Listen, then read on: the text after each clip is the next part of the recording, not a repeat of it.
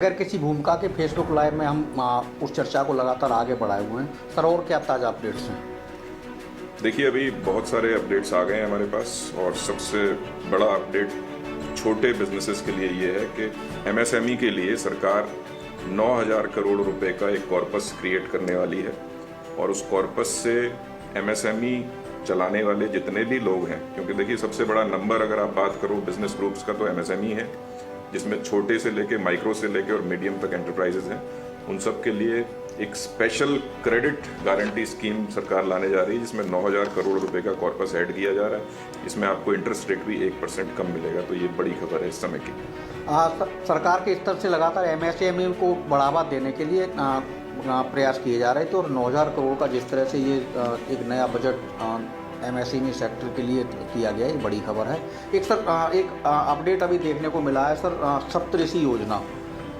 मोदी सरकार तमाम ऐसी विशिष्ट योजनाओं के लिए पहचानी जाती है और सप्तऋषि योजना लॉन्च कर रही है सरकार। सर, क्या खास होने जा रहा है इस योजना में? देखिए, सप्तऋषि योजना बेसिकली क्या है कि गवर्नमेंट अपनी प्रायोरिटी बता रही है कि हमारी प्रायोरिटी, हमारी प्राथमिकताएं 7 होने वाली हैं आने वाले समय में, अमृत काल में।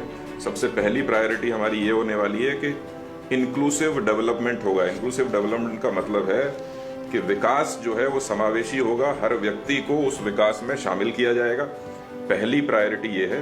दूसरी प्रायोरिटी ये है कि जो विकास है आपका विकास को आखिरी माइल तक लेके जाया जाएगा, समाज के अंतिम व्यक्ति तक विकास को ले जाने के लिए सरकार का प्रयास। बिल्कुल। इसके अलावा इंफ्रास्ट्रक्चर पे बहुत काम करेगी सरकार, एक ये उसमें पॉइंट है। इन्वेस्टमेंट पे बहुत काम करेगी।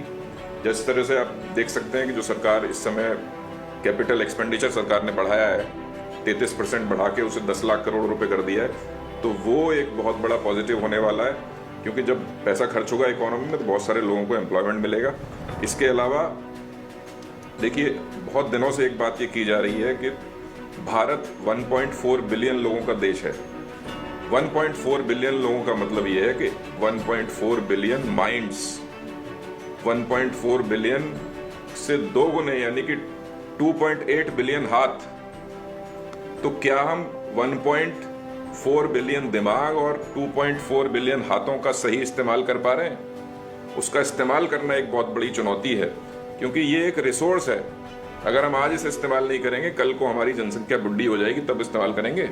तो इस समय सरकार की प्रायोरिटी ये भी है कि लोगों के दिमागों का, लोगों के हाथों का सही इस्तेमाल किया जाए। भारत युवाओं का देश कहा जाता है और पूरी दुनिया में जिस तरह से यूथ पावर भारत की पूरी दुनिया पर आज की तारीख में जिस तरह से उभर कर आई है, चाहे वो अमेरिका हो, इंग्लैंड हो, कनाडा हो, ऑस्ट्रेलिया हो, भारत की युवा पीढ़ी तमाम देशों को रास्ता दिखा रही है और की पोस्टों पर भारत के नौजवान इंजीनियरिंग से लेकर तमाम सेक्टर में छाए हुए हैं।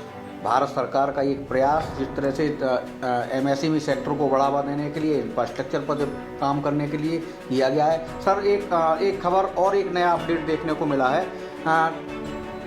जिस तरह से पैन कार्ड के इस्तेमाल को लेकर सर, पैन कार्ड को की जो क्षमताएं थी उसकी वृद्धि करने जा रही है। पैन कार्ड को मल्टी यूटिलाइजेशन की दिशा में कदम आगे बढ़ाने जा रही है सरकार। क्या सर इनपुट है? देखिए, पैन कार्ड अब आपका एक ऐसा डॉक्यूमेंट हो जाएगा जो सब जगह चल जाएगा। आपका पैन कार्ड आपका सबसे बड़ा डिजिटल डॉक्यूमेंट होगा आने वाले समय में, और उस पैन कार्ड से आप कहीं भी कुछ भी कर सकते हैं उसका इस्तेमाल करके। तो इसमें जो है बेसिकली जो कॉमन आइडेंटिफिकेशन है, जैसे आपको बहुत सारी जगह ज़रूरत पड़ती है कि भाई हमारी पहचान हम कैसे इस्टेब्लिश करें, तो आप पैन कार्ड दिखाइए, आपकी पहचान इस्टेब्लिश हो जाएगी। अभी तक आपको हर जगह आधार की आवश्यकता पड़ती थी, अब पैन आपका वो काम करने वाला है। तो identifier, simplifier, access basically government कह रही है। बड़ी खबर, अगर पैन कार्ड आपके पास है, और होगा, जरूर होगा, पैन कार्ड हर व्यक्ति का अपना होता है। पैन कार्ड अगर है तो इसको बहुत संभाल के रखें और पर्स में लेके चलें। सरकार के स्तर से ये साफ किया जा रहा है कि पैन कार्ड की ताकत, पैन कार्ड बहुत स्ट्रॉन्ग होने जा रहा है और पूरी देश में पैन कार्ड आपकी पहचान का एक माध्यम बनेगा। सर, एक बड़ा इनपुट है पैन कार्ड को लेके।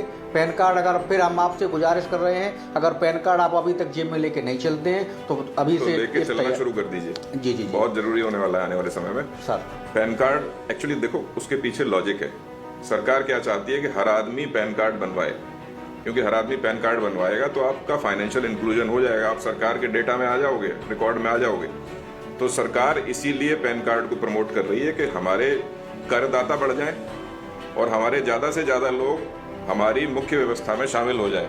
जो हम समावेशी योजनाओं की बात कर रहे हैं कि भाई फाइनेंशियल इंक्लूजन का हिस्सा कहीं ना कहीं पैन कार्ड भी है। जनधन खातों की जो शुरुआत की गई थी उसके बाद एक पैन कार्ड बनाने का एक दौर शुरू हुआ और लोगों में उन खातों को एक्टिव करने पर काम हुआ। हालांकि ऐसी भी सूचनाएं आई कि जनधन खाते तमाम निष्क्रिय हुए, लेकिन पैन कार्ड को और पर फोकस करते हुए उसको स्ट्रॉन्ग बनाने के लिए सरकार के जो कदम उठाए जा रहे हैं ये एक नया कदम है। बिल्कुल, सारे डिजिटल सिस्टम्स के लिए आपका पैन कार्ड आपका यूनिवर्सल आइडेंटिफिकेशन सिस्टम होगा, ये सरकार ने कहा है। सर अभी तक जिस तरह से कृषि सेक्टर को लेकर हम बात करना चाहेंगे, कृषि सेक्टर को लेकर सरकारों के का विशेष फोकस हमेशा रहता है। इस बार कृषि सेक्टर में क्या कुछ नया होने जा रहा है और किसानों को राहत, सीधे किसानों को राहत, सर क्या मिलने की अभी संभावना और किस तरह के अभी संकेत हैं? देखिए, कृषि में बहुत फोकस है इस बजट में।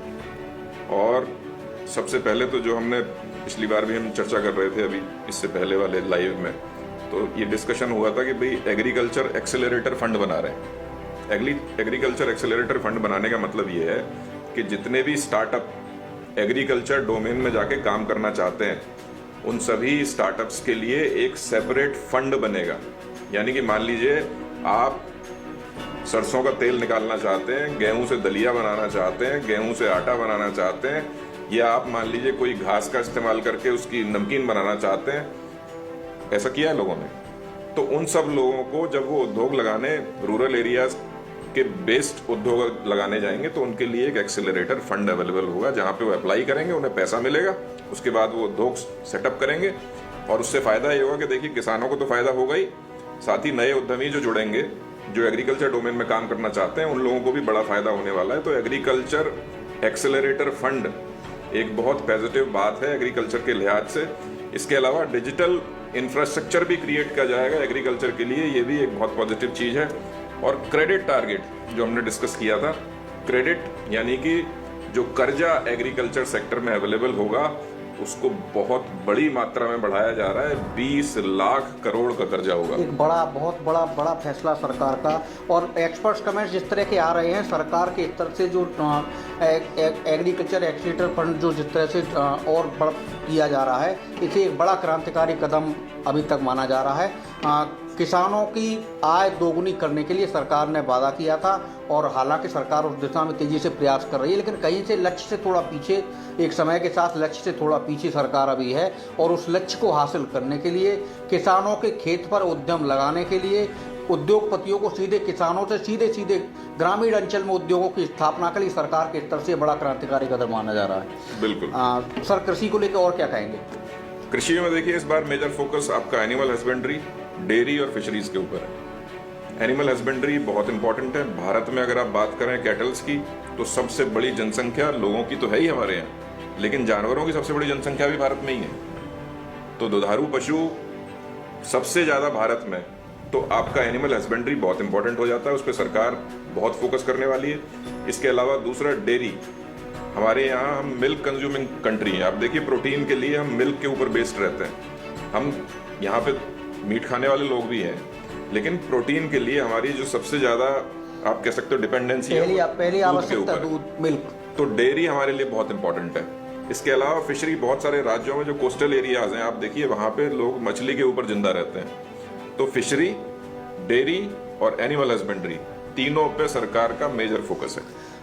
बड़ी खबर मानी जा रही है एग्रीकल्चर और पशुपालन, फिशरीज और उसको लेकर सरकार के स्तर से ये बड़ा एक रोजगार, ये एक ऐसा सेक्टर है फिशरीज और पशुपालन जो देश की लाखों करोड़ों लोगों को रोजगार के अवसर उपलब्ध कराता है। और कहीं न कहीं अगर उस तरह से देखें तो ग्रामीण स्तर पर, गांव के स्तर पर लोग इसी के जरिए समृद्धि का रास्ता तैयार करते हैं, समृद्धि की इबारत लिखते हैं। सरकार के जो है मत्स्य संपदा योजना लॉन्च कर रही है गवर्नमेंट, जो फिशरीज की बात है, पीएम मत्स्य संपदा योजना, उसमें 6000 करोड़ रुपए का आउटले जो है फिशरमैन यानी कि जो मछुआरे हैं उन लोगों के लिए एलोकेट किया गया है। अगर जहाँ तक उसकी बात करें तो समुद्री तटों से लगे हुए जो इलाके होते हैं वहीं नहीं, पूरे देश में अब फिशरीज सेक्टर तेजी से आगे बढ़ रहा है। हम अगर रोहिलखंड की बात करें तो यहाँ पर तमाम किसान जिन्होंने अपनी जो खेती की ज़मीनें थी उसमें फिशरीज की स्थापना की है और खुशहाली के रास्ते पर आगे जा रहे हैं। तो एक बड़ा कदम फिशरीज पशुपालन और मिल्क सेक्टर को बढ़ावा देने के लिए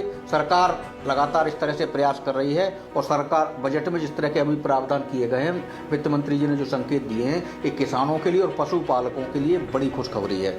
एक साथ ही एक और बड़ी खबर है, देखिए मिलेट्स जो है, आपका ज्वार बाजरा, ये जो है ये मिलेट्स होते हैं सारे।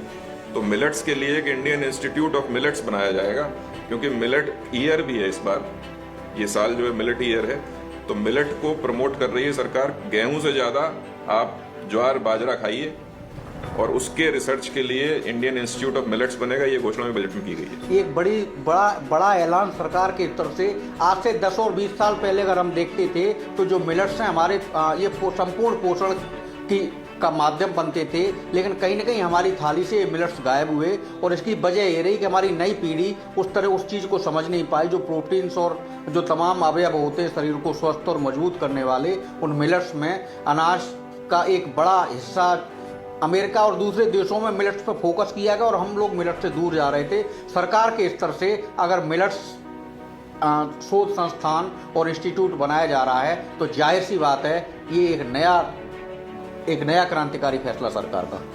साथ ही जो प्राइमरी एग्रीकल्चर क्रेडिट सेंटर्स थे, क्रेडिट सोसाइटी, जो आपने देखा हो गाँव में लोग जो कर्जा देते हैं, उन सोसाइटीज़ का कंप्यूटराइजेशन सरकार करने वाली है। उसमें भी सरकार 2516 करोड़ रुपए खर्च करेगी।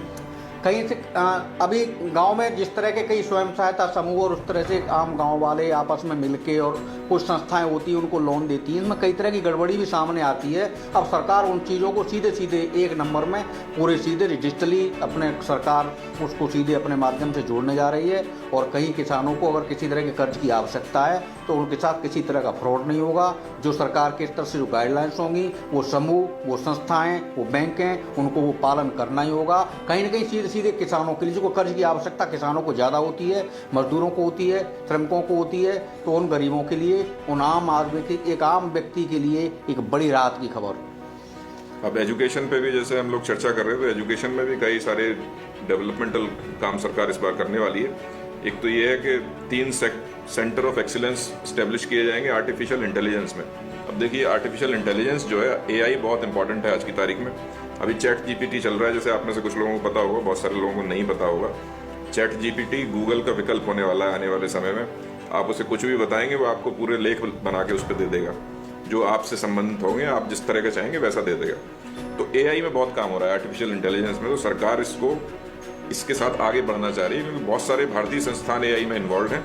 तो उन्होंने ये कहा है कि 3 सेंटर ऑफ एक्सीलेंस बनेंगे आर्टिफिशियल इंटेलिजेंस में, और वो टॉप एजुकेशनल इंस्टीट्यूशंस में हिंदुस्तान के सेटअप किए जाएंगे।